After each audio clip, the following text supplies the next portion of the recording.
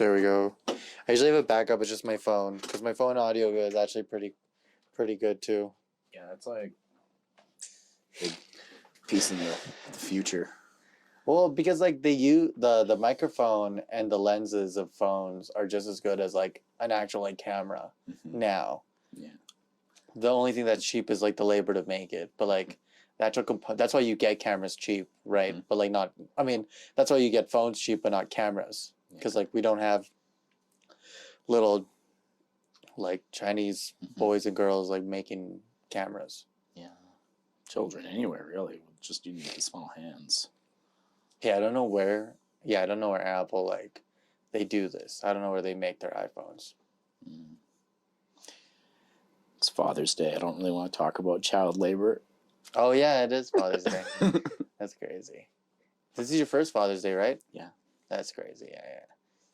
Like I didn't get anything for my first Father's Day. Well, did you conceive the baby cat? Well, no, but I'm a father of the cat. That's true. So, like even today, I thought Kaylee would have been like, would have said something on Facebook, you know, like made a post with Boots and like showed my picture, like, you know. But she at least messaged you like Happy Father's Day? No, she didn't. That's the fucked up thing. She didn't message me at all. Oh, did you message her on Mother's Day? Happy Mother's Day? Of course not. What a bitch. Okay. There's no double standard there at all, I don't think. No. No.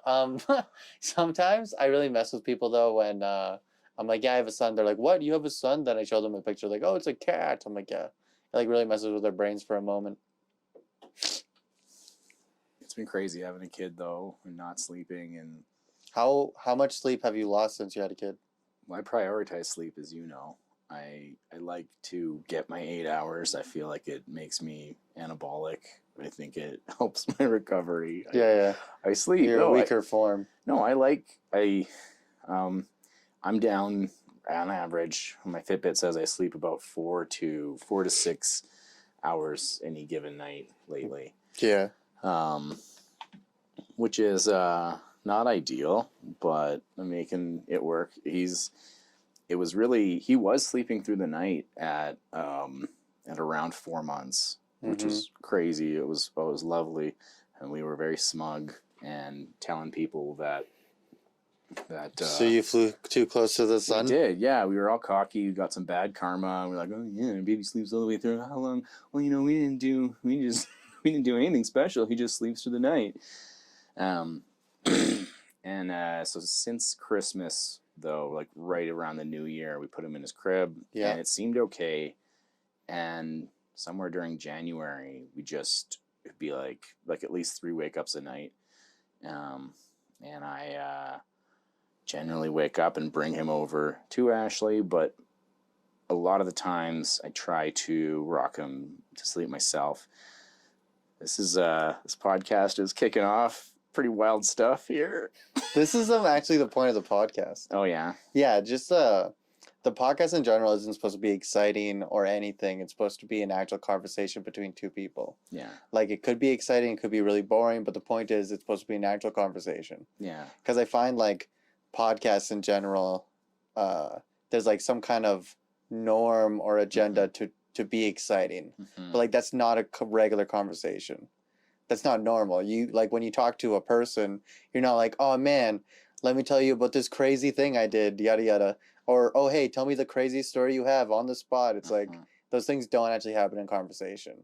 Like they happen in podcasts because like it has to, right? Because like they want exciting things to talk about, so they talk about I don't know Bitcoin or like what's going on the internet or yada yada, but like those aren't real conversations. No. So like this is supposed to just be like an actual conversation. So I want you to know you're doing quite well. Oh, thanks. So don't worry. Don't think too hard about the grand scheme of this podcast. Okay. Did you like the thumbnails? Yeah. I draw them. Yeah, I can't wait to draw your face. I looked at a few like those look surprisingly accurate. Like, you should be a caricature artist. I think there'd be a good niche of people that would like the characters to be like that. Like if I drew people and they're just like stick figures, I think people would actually enjoy that. Well, I think you don't need much to hone in on the likeness of somebody. Like, I knew which one was which in all of the thumbnails that you made, which was pretty clear. Like, when I looked at especially the last one, like I could see immediately your face and Kyle's face. Yeah. I drew myself with 2 big eyes though. I look like I have extra eye skin. No, you have that much eye skin normally. I don't. Don't say that. Don't put another thing on my body dysmorphia that I'm worried about. I don't need that. I don't need that piling on to me. You're gonna start blinking all day so you can burn eyelid calories. Don't say that. I'll do it. I'll do it. My body dysmorphia has been doing better though since I started measuring myself. Mm-hmm. It's been helping a lot. Well, so that's good. Knowing the progress you're making. Also, I don't recommend measuring your weight. Or like measuring your weight's good. You should measure it occasionally, like every week or 2. And if measuring your biceps, measuring your neck, or measuring your butt or something is making you feel good, keep doing it. But what I sort of do with measurements is I look like every month, maybe month or 2. I got a little crazy with it when I had my knee injury, because I could actually see post-surgery I was at 22 inches around my quad, and it went down to 16. And that must have hurt. Yeah. And so the other side, although now, the other side obviously stays the same. Yeah. And then building it back up over the year, it got back up to like 20 and a half inches. And so then I found I was like honing in and just being obsessed with this like 1.5 inches of width I'm trying to put onto my leg. I get that, yeah. Because it's like, well, if I don't get rid of that, I'm never, like, if I don't get back up there, I'm always gonna limp. Like, I was very, after the knee injury, I was obsessed with the idea that I'm gonna end up I'm going to have a limp forever, or like I'm not going to be able to run the same way I ran before. Or skateboard the same. Yeah. Because like having just like a little weird tick on your knee like really moves your entire body, right? If your knee was like on the hero's journey, where would it be? Is that your hero's journey? Yeah. I think the knee is still on the quest. Like it's accepted the challenge. And is moving towards the new reality.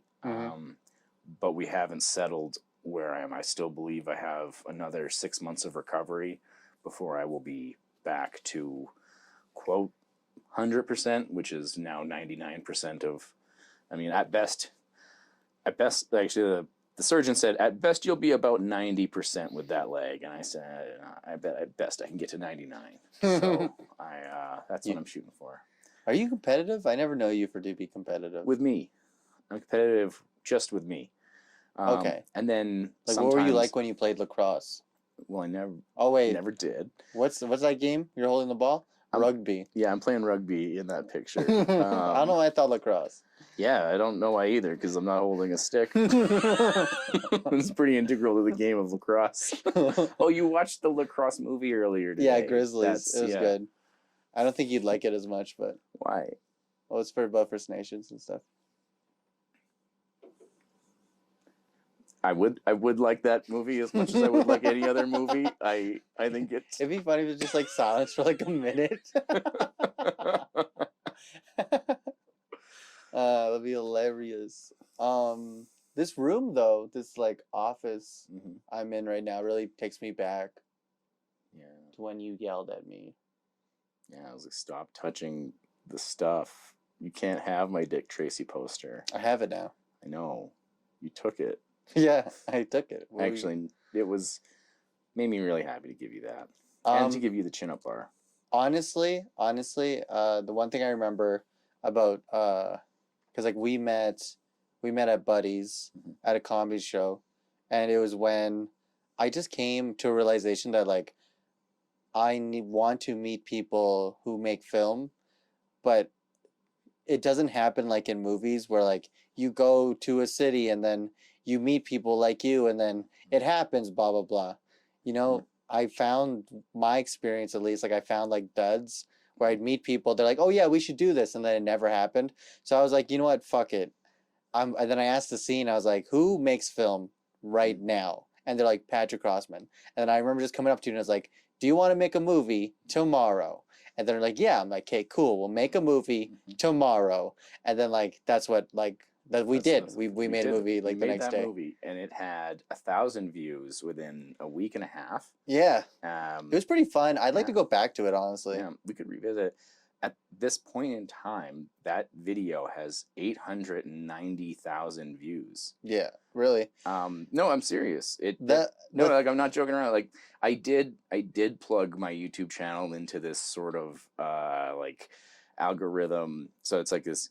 So it's based with a YAML file, and effectively every time I update my YouTube channel, my GitHub understands that a new video has been added to my channel, so therefore it updates my GitHub page and adds a new panel saying I have a new YouTube video on there.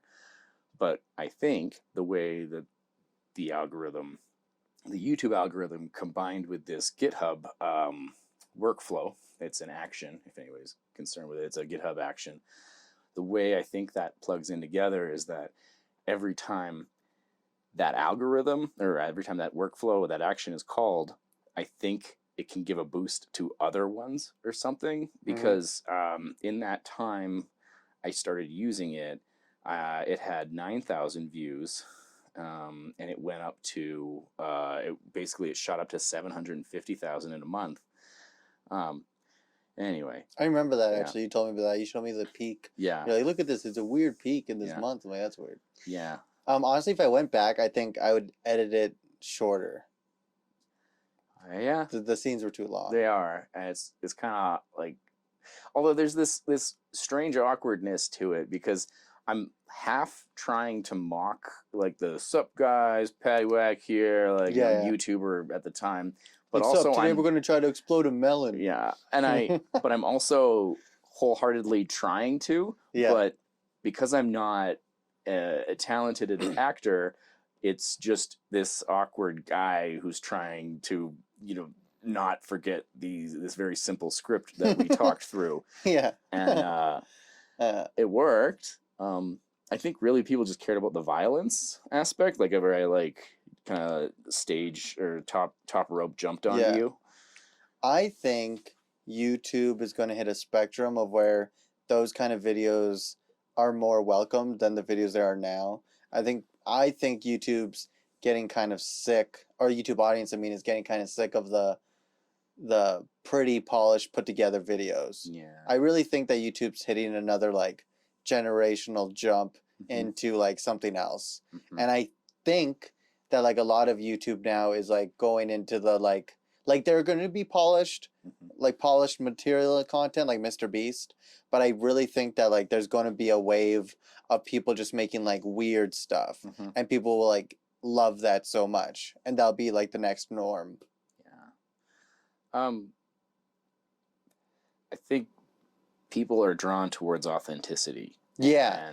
That's what I think like YouTube's going to go into next, because there's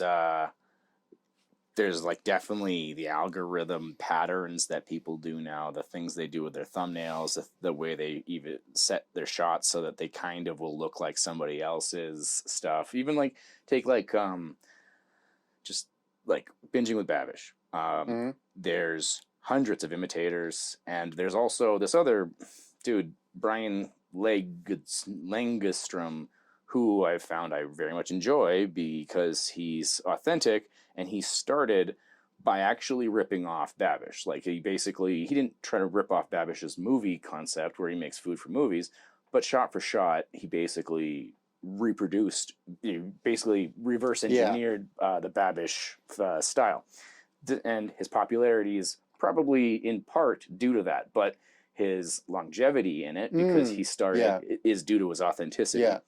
And like, I'm bringing this back around. So with our friendship and the stuff that we've been working on, it's never come from a place of, I just need to make this because this is what's popular. And anytime you've wanted to do that with me, I've either been completely uninterested and present, or like like not present during the shooting, and then it's or I agree with you. I think there's a time where like we first met and like I think I don't know well, I think it was because like I was like dealing with an addiction and I was like kind of on that like I need to do this or I'm nothing because like I didn't have anything at the time and I was like homeless and yada yada and you never offered me a place to stay. And then like you live in my condo now. So I'm just kidding. But I think there was a time where like I just took things I took getting big too seriously, not learning the aspect of things. Mm-hmm. And I think what really helped was like when I think what really helped is you showed me this guy. I forgot on YouTube. I don't know. I forget his name. This guy edits. No. Because you just said you showed me this guy, so I just No, you just send me like videos and stuff of like of really big people making it. Yeah. And like they always had the same story of like I just made it because I loved it. Yeah. And so then like that kind of cultivated my ideas and feelings of like, oh, I need to do this because I need to be someone to just like I want to do this because I like it. And so I started making things I just like. Like I think like you helped me that kind of stuff you were teaching me to just like love things, like love it and then make it good and it'll be good, but just like make it to be good, like all those things. That's what cultivated the Trav. Yeah. Because like when I made Trav, I was like, hey, I like making comedy, but I like doing this absurdity. I want to do a character. What's something easy that I can do well? And I was like, well, I'm energetic. I'm loud. And then I just thought about it, and I was like watching this like video of iDubbbz complaining about people who review things, and he's like, I hate when people review things in cars. Like if you're not reviewing the car, don't review it inside the car. And then and I thought about it, and I looked outside. I saw like these hills, and I was like, what if someone reviewed hills? Like, what would that look like? Like And then I thought of like it was weird though. It was a weird like snap of the finger, but it all like came together slow, like fast. It was like, oh, Trav reviews hills by rolling down hills. Would that be funny? Yeah. And then like your voice inside my brain kind of like popped up, and it was like, don't worry about it being funny. If you want to enjoy it, just do it and see what it does. And then it kind of like made another note which you always tell me or always taught me. It's like, because I always have this problem with like I don't know what to work on because I'm scared that like if I'm not working on something all the time that I'm missing out on something. And then you've always taught me, well, you should work on something really well because like those are the things you're going to work on anyway someday. Like but like do this well now. And so then I just like did it. I just did Trav and it like worked out really well. Like the first video compared to like my last video, it's quite the quality jump. But like I think I had to do the first video really shitty like that to like get like the base of Trav and like what I like and what I don't like. Yeah, I think Trav is Trav's your inner child, unrestrained, unleashed, just out there, and I think that's very important. Is just being able to relax into something and do, which is funny because I know that you feel relaxed when you play Trav, even though your veins are bursting out of your neck. Editing Trav, I just feel so good. Yeah. Because I know, like, I don't know exactly how it's going to end or begin, but I know how to edit Trav to the point where I could just do it. But it's like a fun, it's kind of like baking bread, where it's just like you like the process of it. It's just a fun time. I'm not like anguished with like, what shot's this? What's this? Oh, this isn't labeled right. Oh, we gotta like organize this. Oh, where's this folder? Make sure this folder's in the fucking correct bin, or otherwise Adobe Premiere will have a panic attack. All these like logistic things that people don't understand what goes into a movie. With Trav, it doesn't matter. If I lose a shot, like I'll just get another shot. I'll just go outside and do it. It's like a beautiful thing. The other thing too, it's like you said something about Trav, like being my inner child. I think Trav is also the embodiment of how much I love film. Oh yeah. Because like when I'm Trav, all I care about is like what's on the camera. It's just fun. I don't think about like how many views it's gonna get. I don't think about like anything else but like what Trav is doing on camera. I'm like the director, actor on camera, and it's nice. I enjoy that. And I think like I don't know. I just think it's just like that moment of like, yeah, this is what I want to do for the rest of my life, even though I'm in like short shorts and a tank top and I'm outside screaming my lungs out in front of a fucking camera. I'm like, yeah, I could do this for the rest of my life. This is what makes me happy. You know, I'm excited about it, but like I don't get excited about anything else. So I think Trav is the embodiment of filmmaking for me. That makes sense. Yeah, it's just like this happy medium of moment, you know. Because like it comes back to those videos you were sending me of like those guys who like are big now, but like when they were in the slums or whatever, they got big because they made something that they just liked, but they made it really well. But over time, they cultivated all the skills they needed to make that one thing they liked, you know? Well, it's always sounds cliche to hear, but write what you know. Yeah. And like, don't try to make anybody else happy. Like, just work on what matters to you. And yeah, I find as I get deeper into my career, the like actual software stuff that makes me money and everything, the more I realize just following my intuition will land me to where I need to go. So I can sidestep a lot of overcomplication, over engineering, and over explaining.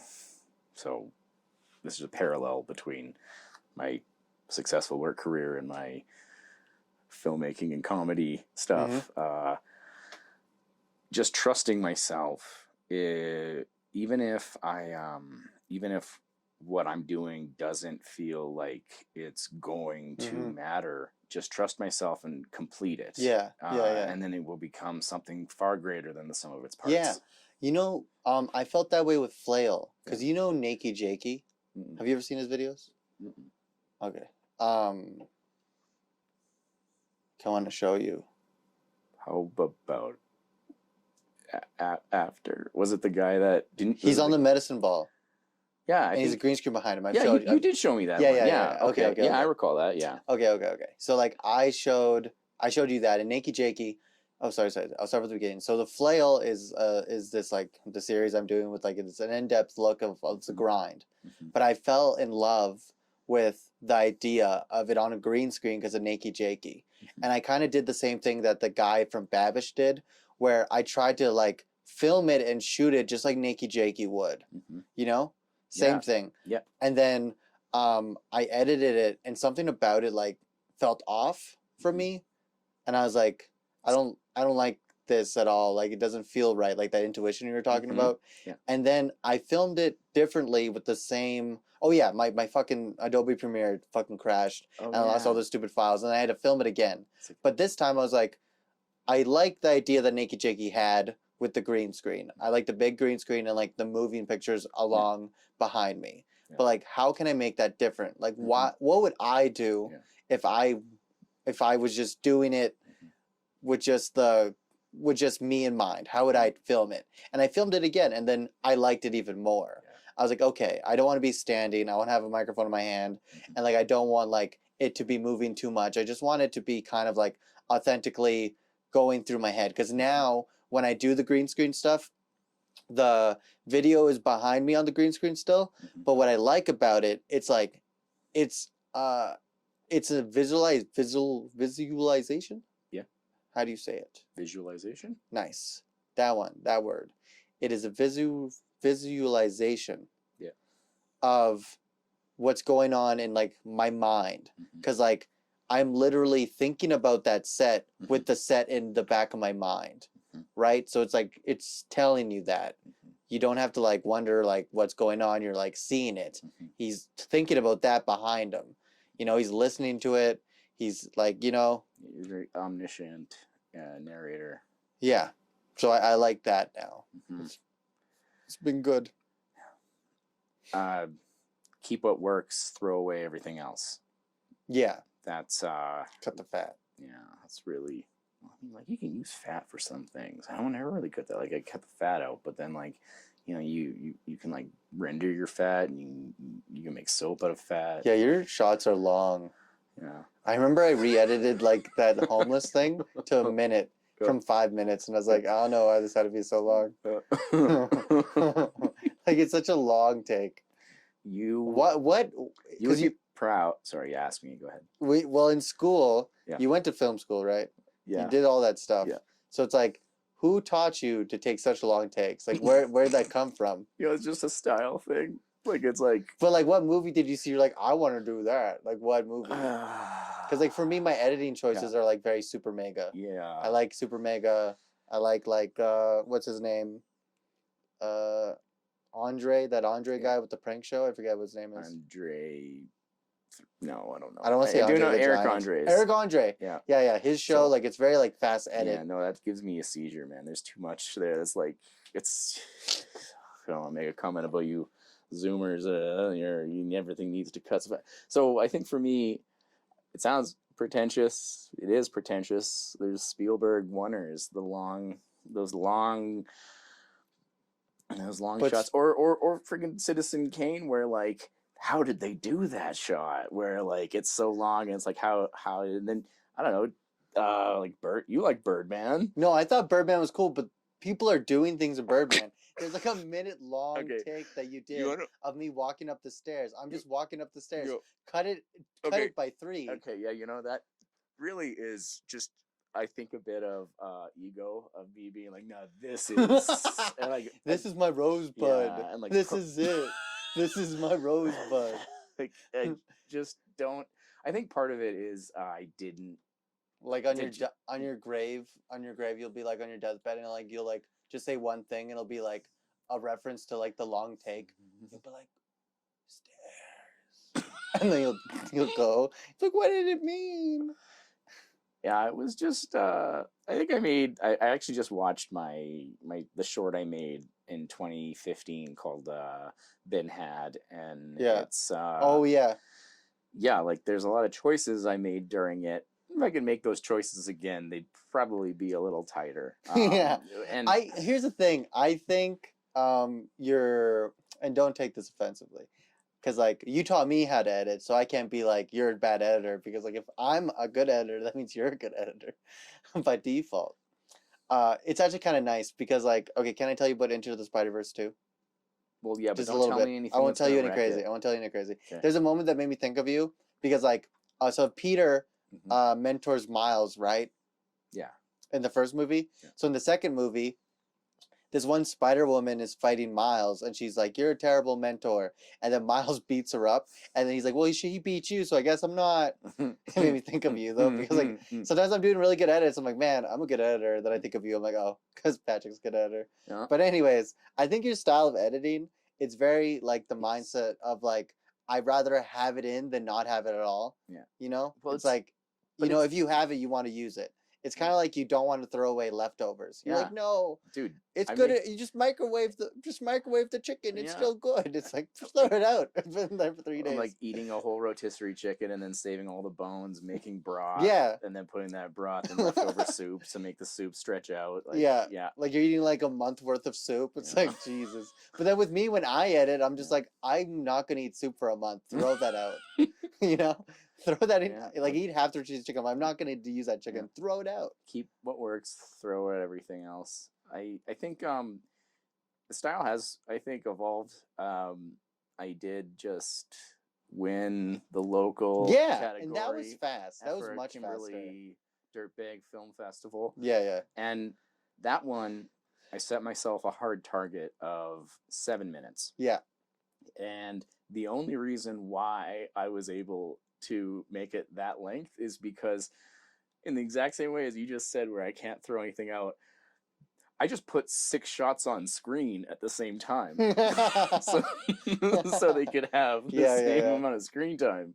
So like, it's I think it's maximalism is sort of the term where I need to have it all. I don't want to have like, I don't like the minimalist approach to anything, and it might be a bit greedy or excessive, but that is me, though. I do like to take it as far as I can. Like, I think you also, it's a little bit cynical, but like I think you want people, I think you like the idea of people watching a long take.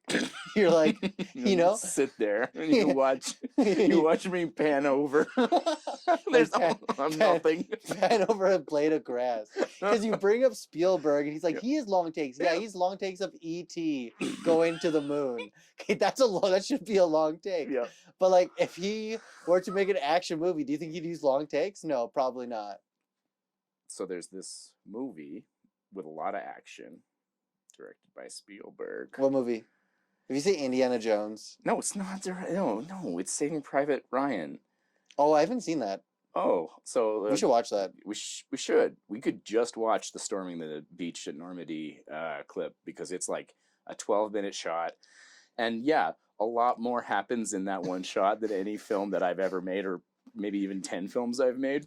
But so in the war, how they killed each other and stuff. Yeah, so it's like World War II, right? Yeah, so we lost that one. So they just they make you feel like you're in there. Yeah. By you start, and it actually feels a lot like how a video game plays out. Cool. Like the intro first start, where it's like you're in the ship, and then you're on the beach, and then. But you do have to think a little bit about what you are looking at, and I think when you make these shots, you're like, I did that. I was there. It's a memory. Yeah. It's like, no, everyone else is in grass. Move along. Because there's this director I just got into. I'm gonna butcher his name. It's Kuzaska. It's a Japanese director. Yeah, Kuzori. No. Wait. Is it a film or is it? No, it's like a famous director. He's done a lot. I know you'll know his name when I like grab it. I'll show you. Miyazaki? Yes. Oh, okay, yeah. Yeah, I told you. I just butchered his name. Didn't look it up though. No, but just for the record, anybody listening. But yeah. So he does long takes too, but he has this like really good way of like there's always something in the back being done. It could be like fire, wind, like I don't know. I don't know if you saw like Hidden Fortress. Have you seen that? No, I haven't. I watched that. It's really good. Okay. There's like this like a good. I think it's like it feels like 6 minutes. I think there's a 6-minute fight scene between two guys. They both have spears, and it's not exciting. It's not like a Marvel action-packed fight like Captain America, where there's that Captain America, Bucky, and Iron Man fight. It's not like that at all. It's just with two guys with sticks, kind of running around, just like trying to hit each other. And it's the most intense thing I've ever seen. Okay. It's amazing. Like I was holding a pillow and I just noticed myself like holding on to it. Like I was like watching Star Wars. I was like, whoa, like who's gonna win? Just because he's really good at like in the foreground you were watching something, but in the background your brain is taking more information. So you are like constantly like looking for things, It's really good. I think Midsommar does a really good job of doing that as well. Yeah. This is the first shot of Fight Club. With like it's like actually CG, but like they go down the shaft and they explain where the elevator shaft, and they explain that there's a bomb. Yeah. And then they go back up, and then again, this all begins with Marla, and like, that one really stuck in my brain when I was a teenager and didn't really know very much about VFX and all that, and like. And then later you see all the buildings falling. So, no, it's not a one take, but I think it's the idea of not cutting and still being able to just transfer a ton of information, I guess. Well, that's like this guy edits. He talks about that a lot. He's like, long takes should be filled with information rising to like your tension, but like your next cut should be that tension. Yeah. Like it should be doing that. So like, not to brag, but I do that in Flail a lot where I'm like, I'm talking about a show. I'm really, really excited. I'm like, yeah, I'm on the show. I'm really excited. We're going to try this. We're going to try that.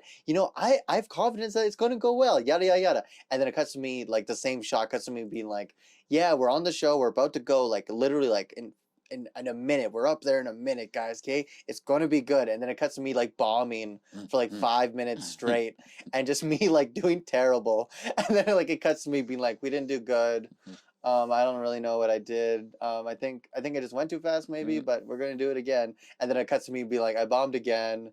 A lot of that. In that one, I was watching your rough cut. You put the clip with the bomb, and then like it's ahead of it, and then you play it again after, and it's and then the one after you show you standing in front of the mirror. Yeah. Like that. And so the fact that like reusing the clip, it feels exactly like repeating the punchline. Like, well, I mean, it is, but then that feeling you get when you choose to repeat your punchline and nobody laughs. Yeah. Oh, and then so like I heard it then, and then I'm watching that clip. I was already as like, oh, I've seen this, and then I was like, oh, but I'm going to experience that again. Yeah. And then it's you standing in front of the mirror doing it, and I just like. But you said something last night about that I didn't notice, because I love that. I love that cut so much, because like it's really great contrast between like it's almost like I was doing it. You said that yesterday, but it's almost like I was doing it in front of the mirror the whole time. Yeah. Like I wasn't doing stand-up comedy. I was just in that mirror, and I was like about to go up, but it already happened. And so like it has a really good relatability of like someone doing something, and they like think back to like, man, I could have done better, or like that defeat moment of like, that was really bad. I couldn't have anything. Like, I don't know why I did that in the first place. Like one of those moments, like almost like dropping your ice cream on the ground when you're a kid, and you're like, I will never get another ice cream right now today. Yeah. Like there's no way I can go and get another ice cream because I'm a child. Like that's how I felt in the mirror. I was like, I can't go back to that 5 minutes and do something different. I can't do anything else. Like this is it. I bombed and that's it. I can't go back. What I think you've got with this format. Sorry, wait. Also, I want to add on to something I love. Sure. I love that like after I bombed, there was like a good like minute of silence, and then like it cuts to me like sighing. I'm like, because it sounds like it's like just me doing the sighs the whole time. Yeah.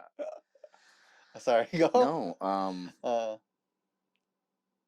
I should have held on to that thought better. Sorry. You said something like something you have with this. Something I have. What you have with this is especially the way you're doing it week by week, it really does feel like you're doing comedy. Like not you, but like as a viewer, you are trying, like you've got a POV of what it's like to be a mediocre comedian. Yeah. And like and to just be like grinding at like that's why I keep saying we in the videos. I'm like, we have a show, we're gonna do this, and the next one like, we bombed. Yeah.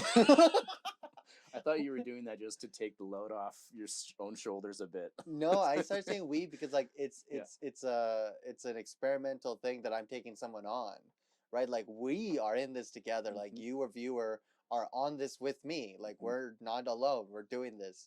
And then I think like my goal, I think I would like to have a community of people. Like it creates like kind of like a fun, like we are all this together. And how I see it, like I'm not putting my expectations on this series, because like I've learned in the past, like putting expectations on something is like it will kill me, you know. So what I'm glad it didn't kill you.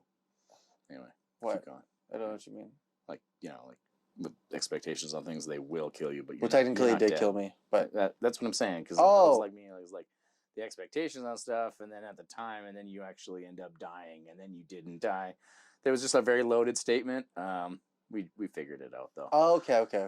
Yeah. I'm glad you're alive. Thanks. Anyway, we can stay back on that. Yeah. But. So there was I don't have expectations, but like what I would like, and I think it's a valid goal or a valid dream, is I would like the comments and the community just being like, hey, Arturo, I think it'd be fun if you tried this. Have you tried this yet? And then me go on stage and try it. Yeah. I think that's a valid like back and forth with the community. But I don't want expectations of like, oh man, people are going to see this, and like Netflix is going to see this, and he's going to put me on, and like blah, blah, blah, blah, blah. It's like, no, I just want like a kind of back and forth between people and like us cultivating an actual like art form. Because I wonder like what stand-up comedy would look like if there was like multiple people like doing it through a vessel of one person. Yeah. So you've talked about being on other people's Discords and like going on Reddit, like your like other people's Reddits, like Reddit, like and like, but what you're describing to me sounds like you want to set up your own server and somehow have people come to it, which is like that. There's because you already have this you already have the YouTube and the comments and all of that, and so there is this like all of that exists, but yeah, there's nobody engaging like that with it. No, not yet. Not yet. Yeah. And so like, but if you get some engagement with that, or when the like, I've never done it, but it seems like that's the next stage in it, where you start, because then you like create this place where people actually engage based on your discussion topics, where instead of trying to go to these places, discuss and then bring them people out of this community to you. So that's all. Because like it's something you taught me too about like making content and stuff. It's like it has to be a give or take. Like I have to be giving someone something that they can like use almost, you know, like Film Theory, Markiplier, like they're all selling things that like people watching want to have, because like time is a value, right? You're taking someone's time away, even if it's like 5 minutes, 6 minutes, 2 minutes, you're taking someone's time. So like what I'm trying to do is be as like, I'm trying to make something good, but at the same time I'm trying to give an audience something that they can really digest in. Like it's not like, hey, today we're going to review Pop-Tarts because everyone likes Pop-Tarts. It's like, hey, do you think it'd be fun like just like doing stand-up comedy? Have you ever thought about stand-up comedy? Do you like stand-up comedy? Do you want to see someone like do the grind of stand-up comedy and also like put in your opinions of how the set should be or how the set should change, like yada yada? Like I think that's a reasonable dream. You know, it's not that far off, because I remember when we first started doing YouTube with like Twisted Entertainment, I think I was in like the stage of like, this is it. This is my rosebud. Twisted Entertainment's gonna be the thing that's gonna change the future generations forever. And then now it's like, I'm really glad I didn't stick to Twisted Entertainment, because that's a stupid fucking name. I like Judy. I'm gonna stick with Judy. Judy Production Company is great. Yeah. So the experience you offer in Flail to me is similar to, and I think this is why it will work. So the experience you offer is when you watch a Film Theory video. By the end of that video, it almost feels like you've naturally had this genius idea that's coherent, and it just feels good. And at the end, it's like, that was cool. That's and then you tell your friends, you're like, hey, did you know? And then and they're like, did you know that Pinocchio's about? And it was like, and so do you know Pinocchio is actually Jesus Christ?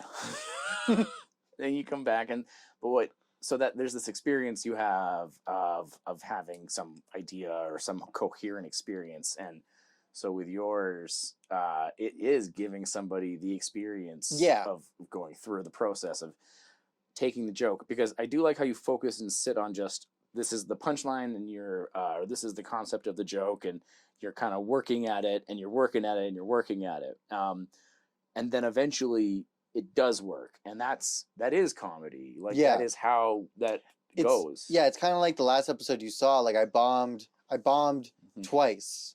Yeah, and then I bombed for 10 minutes straight, and then you see me, you're like, I bombed for 10 minutes. It sucked. But we're at this show. Hopefully it goes well. And like I'm so like melancholy, but I'm so like I'm probably gonna bomb again, because like this has been bombing like forever now. Kind of sucks, but it is what it is. Yada yada. Like maybe yada yada. And then like, But then the next moment I do well, I'm like, I fucking did it! We fucking did it, right? Did you see that? Did you see me do well? That was sick! That was sick! I told you it was gonna work. We knew from the very beginning it was going to work. And then the next day I bomb, I'm like, okay, it did bomb again.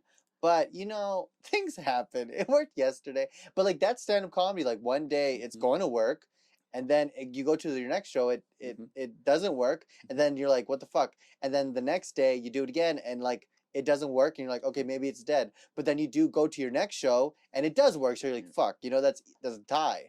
And, like, what I like about I'm on the third week. What I like about the third week is there's 3 shows where I do the same joke, and they each give me different like it's a different set or a different reaction, sorry. So the first set I bombed. The second one I did well. The third one I bombed. Then the next one I did well. And I was like, man, we're just going to retire this joke. This joke does well. We know it does good in front of people. That's all we need, right? Because the goal is to make a stand-up special. So it should be in front of people. Like, it's going to do jokes. Fine. Yeah. The next one we're going to do is this one, okay?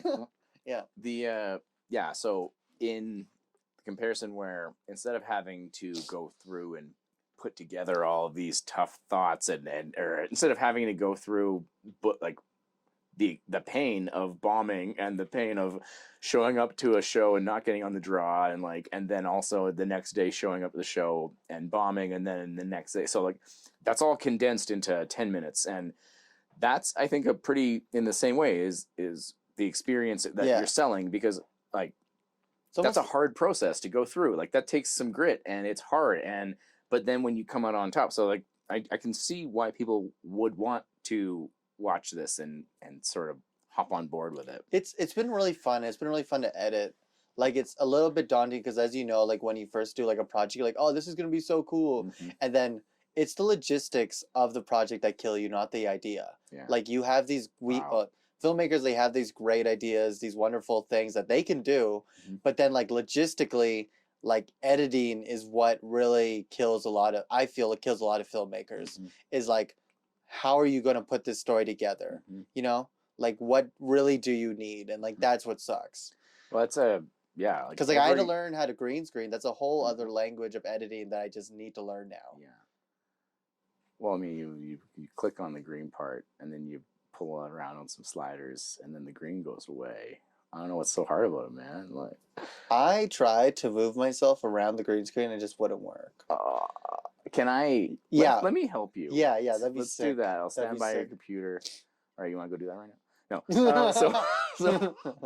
But I really feel that with wedding videos and like anything that's important to me.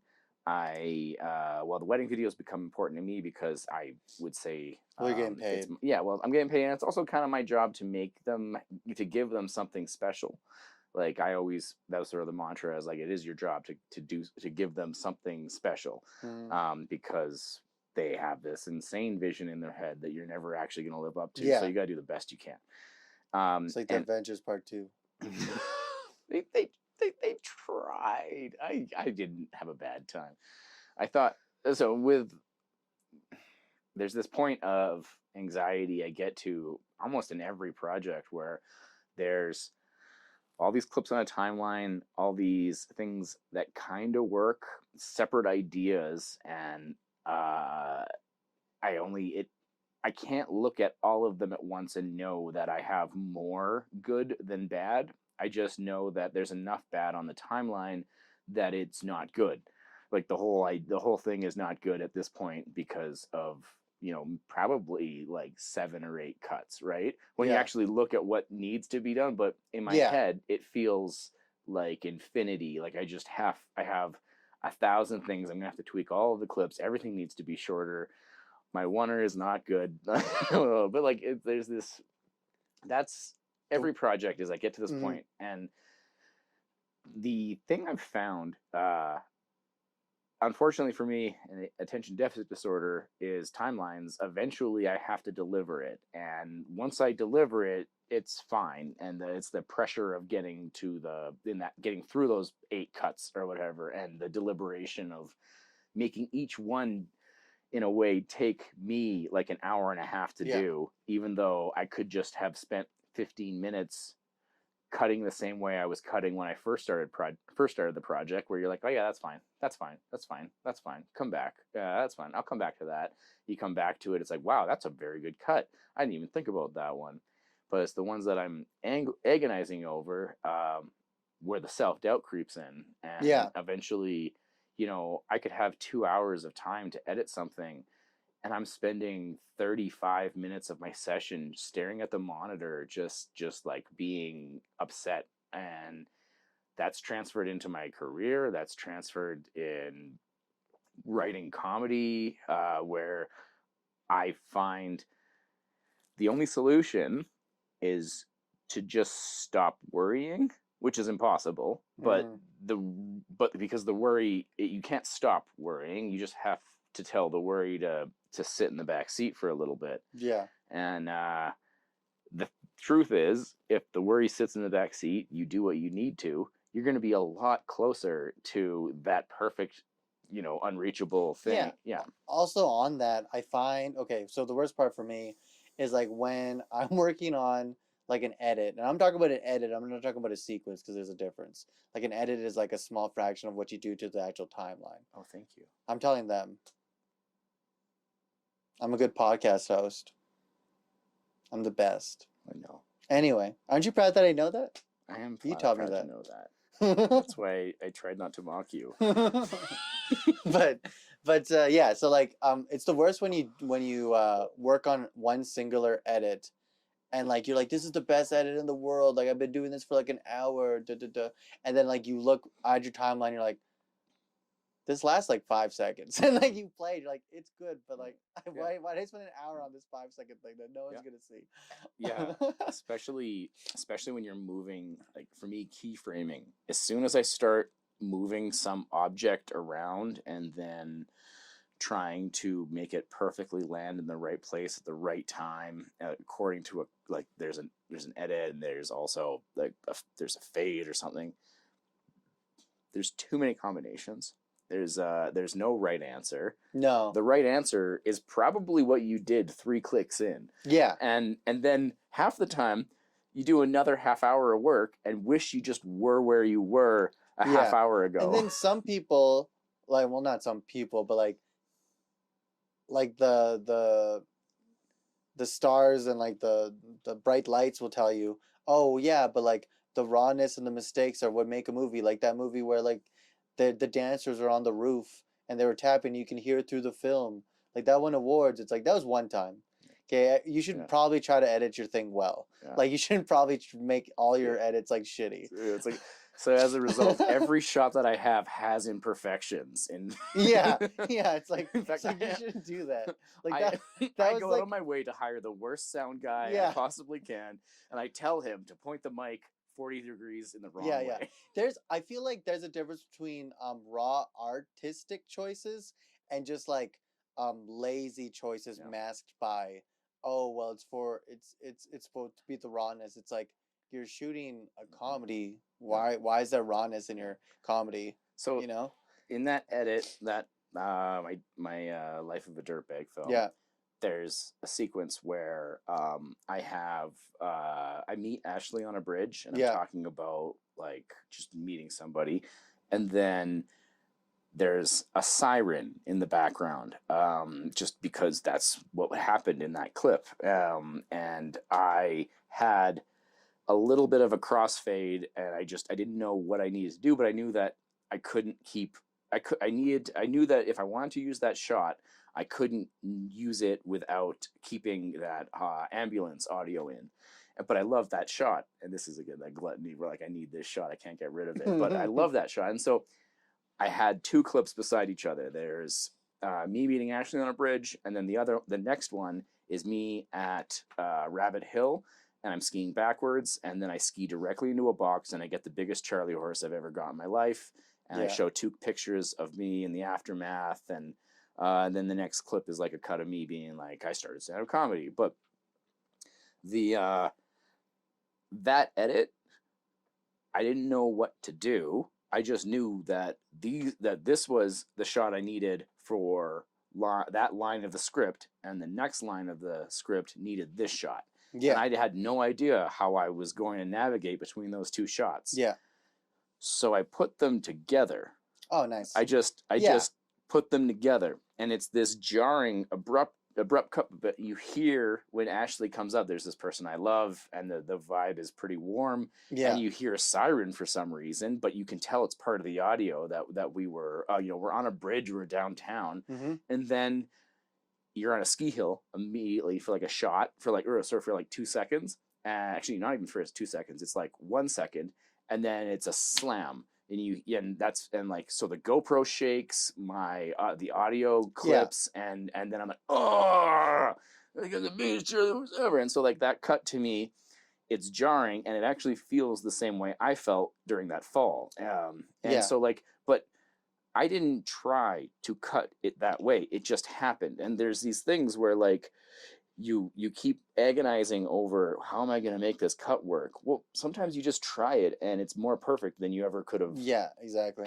Also, that kind of symbolizes like your life meeting Ashley. Yeah. Like the sirens coming in and then it becoming a jarring moment. Yeah. Like not jarring in a negative way, but like your entire life kind of like Everything stopped, but at the same time, like it kind of flipped upside down and like you went into a different route that you never even expected. Because I'm sure like without Ashley, like your life would be completely different. It's actually the start of the second act in my short, so bravo. Oh, nice. Yeah, that's legitimately the cut that starts the second act. So you got it as far as the theory goes. Like, oh, cool. Yeah, that's fun. And then, did you know Skinamarink is about divorced parents?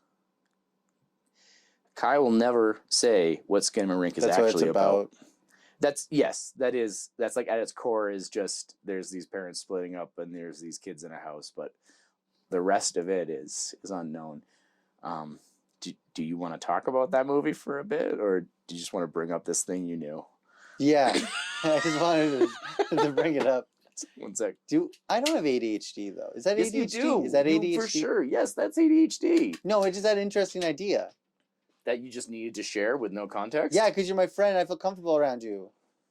I felt comfortable, and I was happy to talk about it as well. I can keep up with you because I have very, very bad ADHD. You don't have ADHD. You're just autistic. I might be autistic. I might actually be autistic. I think about how a lot of my relationships Did you know autism's just pretty just trying to open up to you, but fine. What? Autism is what? Did you hear what I said? No, I didn't. You said autism is just what? I'm not repeating it. You heard what I said. I didn't. I don't believe you. What were you opening up about? I actually think I might be on the spectrum. You probably are. And I think about how a lot of my relationships and a lot of things that I do day to day with people, I'm like really struggling just to understand where they're at, and but I don't realize that. I'm just processing it, that there's a lot of this performance and performative stuff I do, just socializing, and then think about all these sociology classes I've taken about how personality and gender and hobbies are actually still performative and help you cycle back on like your own identity, and then your own identity is performative. And to have all of these thoughts and to just try to carry along, I don't know whether or not I'm just thinking too much, or maybe I am on the spectrum. I think you're on some kind of spectrum. Yeah. Yeah. No, the reason, it's not that I'm just saying that just to be silly, but like I noticed I was drawn to tutoring adults on the spectrum at Nate when I was a tutor. Yeah. And I did a really, really good job with that. I had three students, two of which I still talk with today. Another student who wasn't on the spectrum, who's quite successful, but these two friends of mine that that other very successful friend is still quite a good friend. Anyway, the I did very well working with people on the spectrum because I would try really hard to, sidestep around to find ways that they could comprehend concepts that they, and I would make these analogies and stuff like that. And they'd be like, oh yeah, that makes sense. I get it. But a lot of those analogies were just things that I made up for me that like, oh my God. By the way, I just want to say I'm not autistic. I know you're not autistic. You definitely have attention deficit. Okay, but you're just like because you were like I grow towards mentoring people with autism. Yeah. I don't have autism. No, but you have incredible ADHD. I don't. And that's maybe. I don't.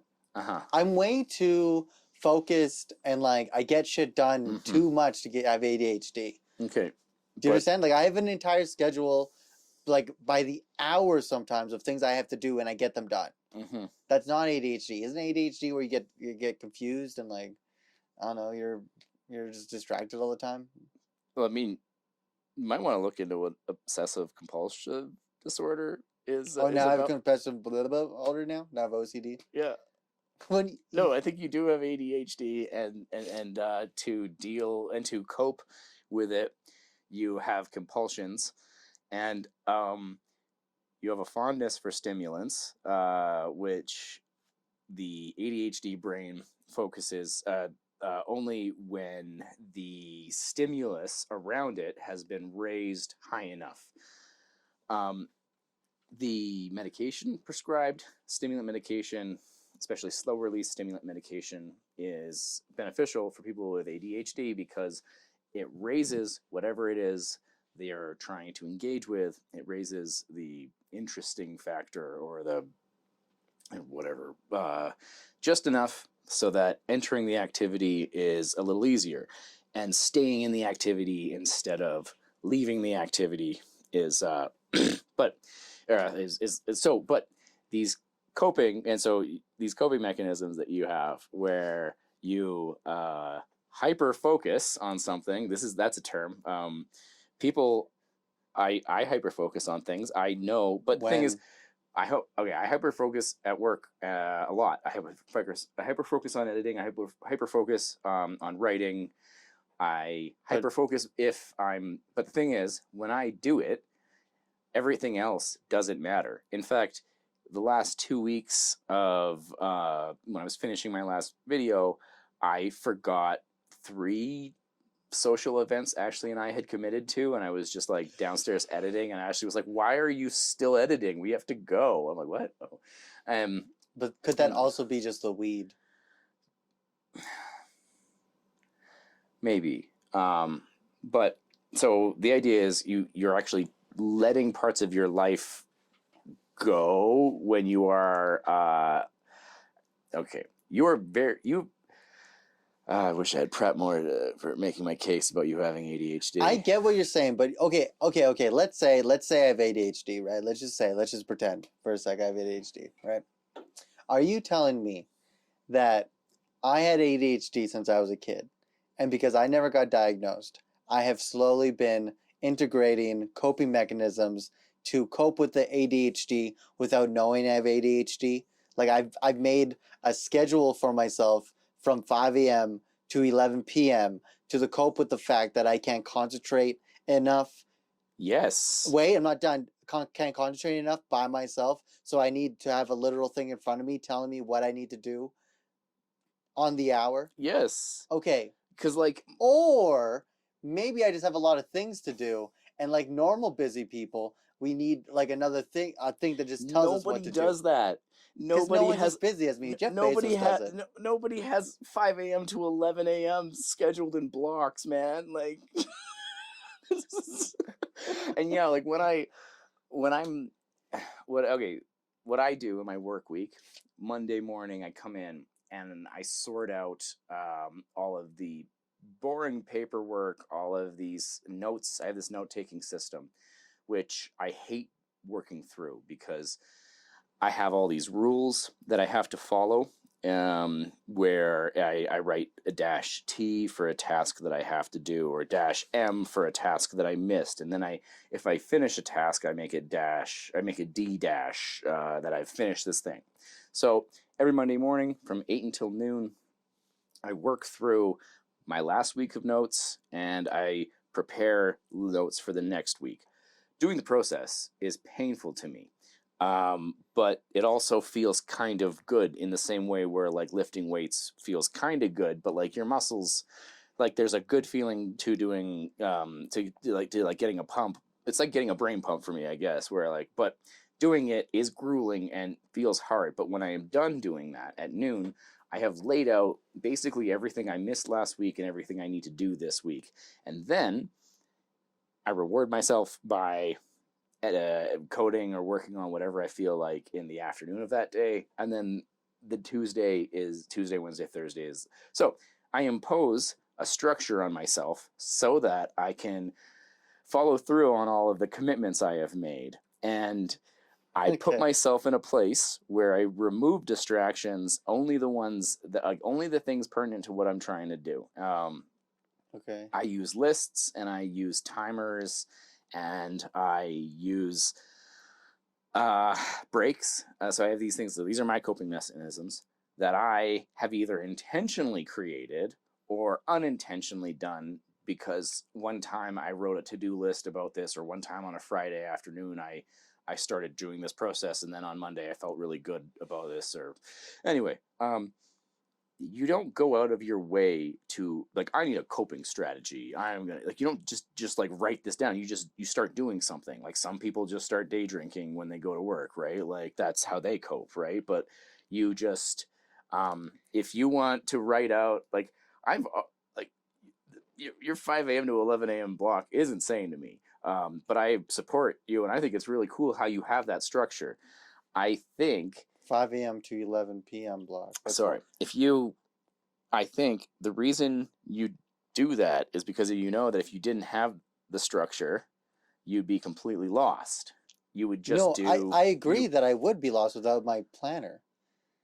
But that's just normal. Everyone should. No, it's not. Here's the thing. If that means I have ADHD, everyone should have ADHD. Everyone would be on such a good, tight schedule. Everyone should get ADHD if that's what that means. Okay? Think about it. Everyone would be up and ready to do things according to plan. I mean, it just sounds like you've known flaky people and you just want to be on time. I just don't think I have ADHD.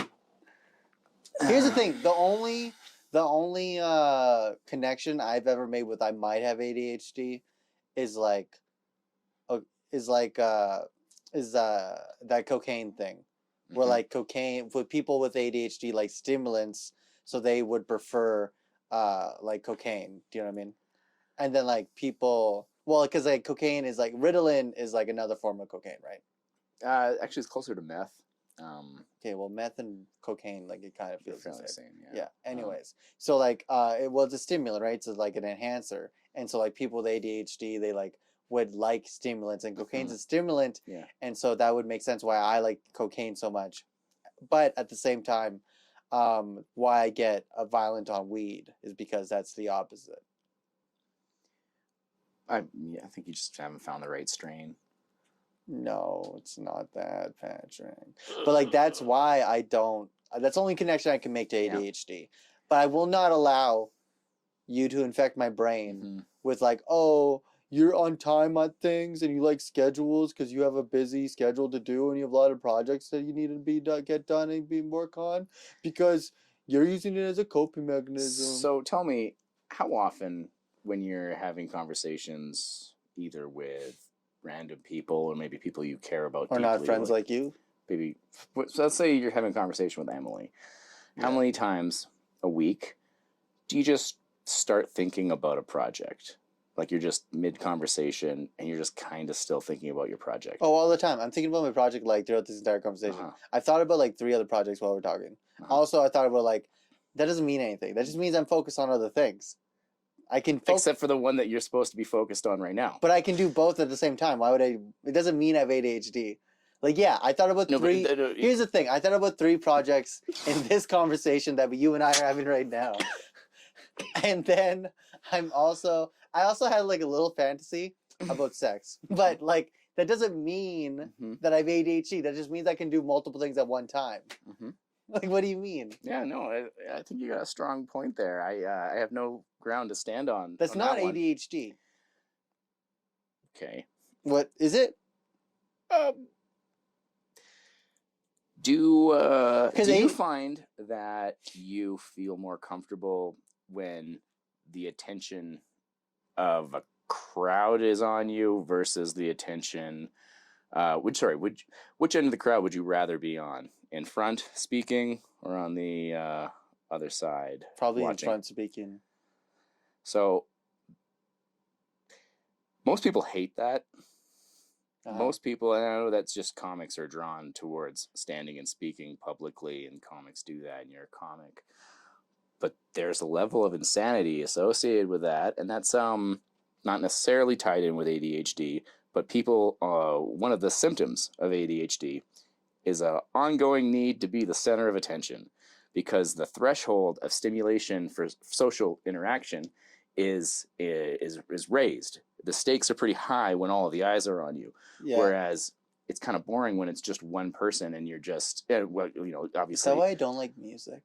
Might be. Like, I like music, but like going to a concert isn't fun for me. You know what I mean? It's very boring. It's like, why am I standing in front of this person singing when I could just YouTube this? When you come back after your road trip, I'm going to conduct a full test against you. I'm going to interview you. We'll do another episode of this, and I'm going to interview you using the 10 parameters. I'm not going to describe them right now because we're going to do it then. But there's 10 things. I just asked you about 3 of them, and you got flying colors on all of them. Can I tell you why? Also, I know I don't have ADHD because I'm still on that now. Yeah, because I don't have like any speck of autism. That's what like the A's stand for. It's autism disorder, attention. Autism deficit, autism disorder. That's what it means. I mean, being so you're saying a deficit of autism? I didn't name it. Don't look at me like I know why it's named that. It's attention deficit. I wouldn't know because I don't have it. Because you didn't pay attention to read the description of what? No, because I don't have it. So why would I? How do you know you don't have something you haven't read about? Well, it's like I don't know. It's like AIDS. Like, I've never read about AIDS, but I know I don't have AIDS. Yeah, I guess flawless logic there. Yeah, yep. Right. Like, I've seen Philadelphia once. That was it. That was my introduction to AIDS, and so I just didn't get it after that. You know what I mean? Yeah, I think I know what you mean. You know what I mean? Nah. It's good seeing you, though. I miss you. I miss you too, man. Yeah. That's why this room was like really crazy, because like we would spend like hours in here editing and stuff. It really makes me happy knowing that you're doing well, man. Like 3 years, and also you're in my place. Like, you're there, and that is so cool. Like, knowing that I could go there and sleep on your couch, and you'd not be allowed to say no. Like, I love that. That's funny. Yeah. Honestly, the only regret I have about our friendship is like I couldn't go to your wedding. I was so bad about that. That one, like, we're not, Ashley and I aren't worried about it. We get you were in a weird place, but it was sad. That's iPad, you can say it. We would have liked you there, but it's okay. You can be at my wedding. I'd like that. That'd be nice. Yeah. Yeah. I remember it's like $25 a plate. For what? The meal you didn't come for at our wedding. I'm not giving you $25.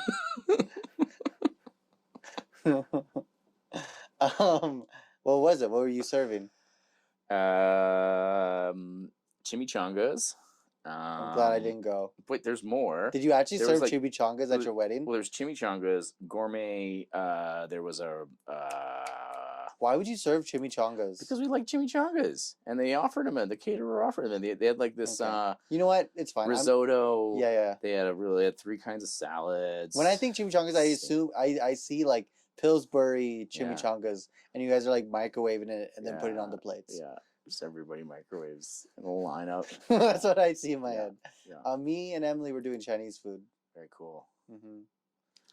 That's a step up from a microwave chimichanga. Yeah. But that's my biggest regret is I didn't come to that wedding. I should have went. But like I think if I went, it would have been terrible, and it probably would have happened if I went and then I relapsed that night. That'd be a really big stain. I mean, did you not come because you were worried about that? No, I didn't come because I was getting high. Oh. Right? Because like I didn't want to do things. When people asked me to do things, I didn't want to do it because I just wanted to get high. Yeah. It's okay, man. Like, well, it has to be now. Well, no, like if you I wasn't asking for your forgiveness. Yeah, like you going getting like there really wouldn't have been anybody there. Like there's like 2 people at my wedding who had ever even done cocaine. No, outside of everybody. No, I know, but it's about the afterwards, right? Yeah. It's kind of like it's like now it's time to party. Yeah, and then I'd go home with that mindset because it sticks with you. That's what addiction does. It sneaks up on you. Your addiction jumps through hoops all the time. Even just there where it's like, well, I don't want to go somewhere so that at the end I might relapse. I'm going to stay home and get high now.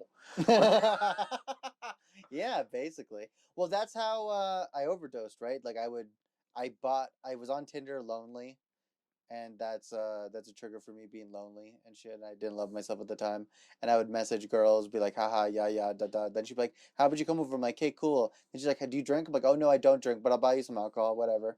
And then I bought them alcohol. We would hang out, and then that started like this weird power dynamic that I felt I had on them, and then that would trigger that.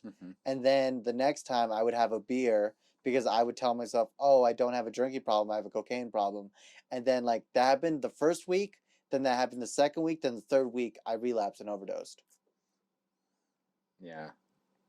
And then I remember you called me and you were like, I was crying and I was like, I'm so lonely, I'm not getting any views. And you told me, you're like, that doesn't matter, those views don't matter. Yeah. I wish I was there better for you that time. What do you mean? No, seriously, like it was Easter and I like missed a call from you, and also like we were supposed to do something and I think I like backed out or something, and then we ended up, and then like I thought that I was never going to see you again. And then you got my podcast equipment? Yeah. Yeah. In hindsight, that's no, when I was rolling up in your place and I was just like looking, I was like, what am I going to take if this guy doesn't make it out? Like, yeah. I like how you took the Smirnoff. Yeah. That was $50, by the way. But here's the thing. I know you feel bad, and this is why I never joke anymore, because I used to make these jokes when like I would call you and you didn't answer. I'd used to make these jokes like, wow. Like I used to make jokes like, how long does it take to clean a bong? Your bong? Yeah. You know, I used to make those jokes, but now I don't make those jokes because I know like you feel bad about like not calling me at the time. But I needed to overdose. You get that, right? Yeah. Because like without me overdosing, I wouldn't have had that rock bottom. Yeah. Sadly, it was something that, and I've accepted that it's something that I had to do. Like not saying, and I'm not saying like you have to go through all this shit of trauma to like learn lessons, but I made the choice of the life I chose, and I chose a hard life myself. Yeah. I chose to put drugs before my friends, before my loved ones, before my family. I chose myself first. Like that's my ego, right? So then like I chose to overdose, but at the same time I needed to overdose because it was just something that like kind of brought me back. Because like that day I overdosed, my higher power told me, it was like, okay, yeah, you had everything you wanted, right? Like you had the money, you had the time off because you were the pandemic, you had the money because of CERB, you had like your ex wasn't there because she was your ex, you had the whole place to yourself, you had everything that you wanted that you told yourself that was stopping you from having a good time. And so you had a good time. You had one. So now you're going to do it again. And now you're going to do it better though, Because, and then I remember this like clear voice just telling me, because if you do this again, you are not coming back. This is going to happen again, but it's going to be worse, right? Because like, and I remember telling me like, because every time you relapse, something worse happens. So imagine what's going to be worse than this. And then that like kind of snapped a thing in my brain that like I was like, okay, it's me. Like I'm the problem. Yeah. Like nothing I do will ever change the outcome of getting high. Because like I know that like whenever I got high, I would like I would have this delusion of like it'll be better the next time. Like it'll be better. Like all I have to do is not leave my apartment and it'll be better the next time. All I have to do is have money and it'll be better the next time. But it never is. It never is. There's always another. Yeah, there's always another thing that I could do better, you know? There's And so sorry.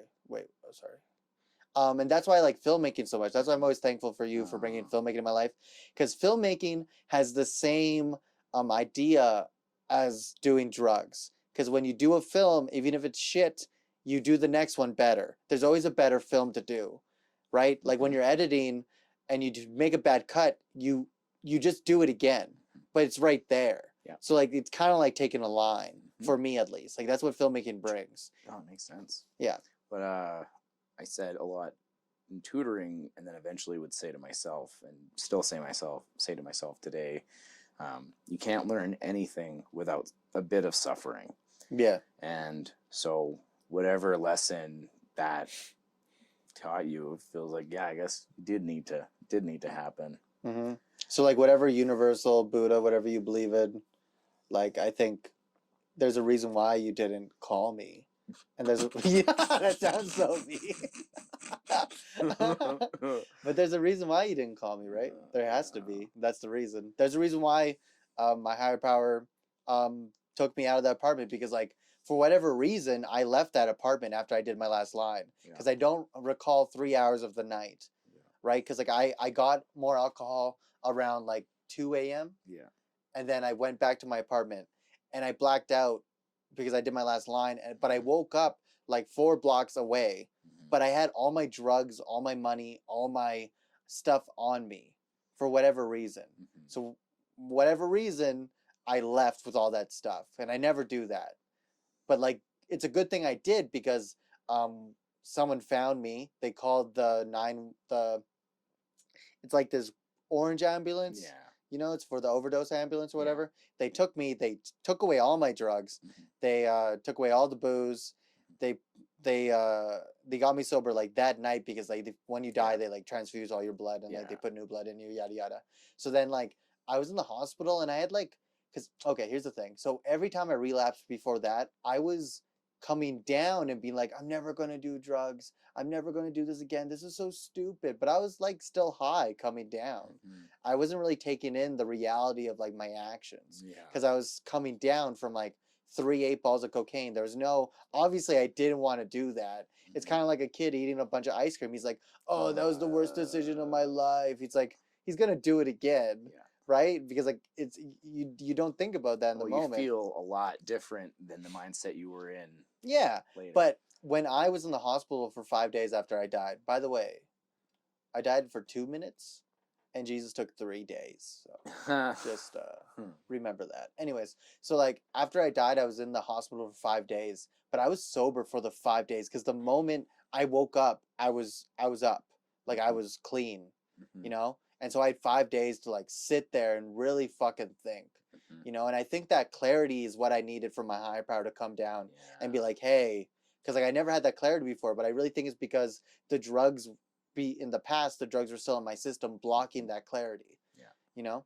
Yeah. And so like that day I wrote the first episode of No One Asked podcast, or No One Asked vlogs, where I talk about it. And then that day when I got home, I filmed it and then edited, then put it out, made the thumbnail, and then like, I think that was when Judy was born. Yeah. I know I was still under fork and spoon, but I think that was when Judy was born. That makes sense. Because like I really tried that thumbnail, and I really tried just doing things for me. Like it was the first video that I did in a while that like I was just doing for myself. Yeah. Like I just, just like it's something that I enjoyed, I wanted to do, and I put it out there for myself to have. Purely authentic. Yeah. So I think that was the first time Judy was born. Yeah. Under the umbrella of Fork and Spoon and Twisted Entertainment. But what I was gonna say, it's like, yeah. So like I just got home and I did that film. I slept for like 2 weeks though after that because I was tired. Yeah. Oh my god. Bet you slept more than 8 hours a day. I did. Yeah, it's good for you. Because I needed to because I died. Yeah, I sleep more than 8 hours just because I'm freaking huge. You're not though. I'm bigger than you. Not bigger than me. I can bench more than you, so I don't have to listen to you. I could weight and pull up more than you, so I don't have to listen to you. You couldn't lift that 25 pounds yesterday. I did. Yeah, we were both there. I lifted, for context, I did a 25-pound weight attached to my waist, did a perfect pull-up, then I did another perfect pull-up, and Arturo only bent his arms a little bit. Did you find there was like a difference in like muscle growth after you transitioned? Yeah, it slowed right down. This is fun. This was, man. I enjoyed it. Yeah, let's pack it up. I love you, man. I love you too. Will the mics get all clinky if we hug? No, it's a candid conversation, so it doesn't matter. Let's hug. Cool, dude.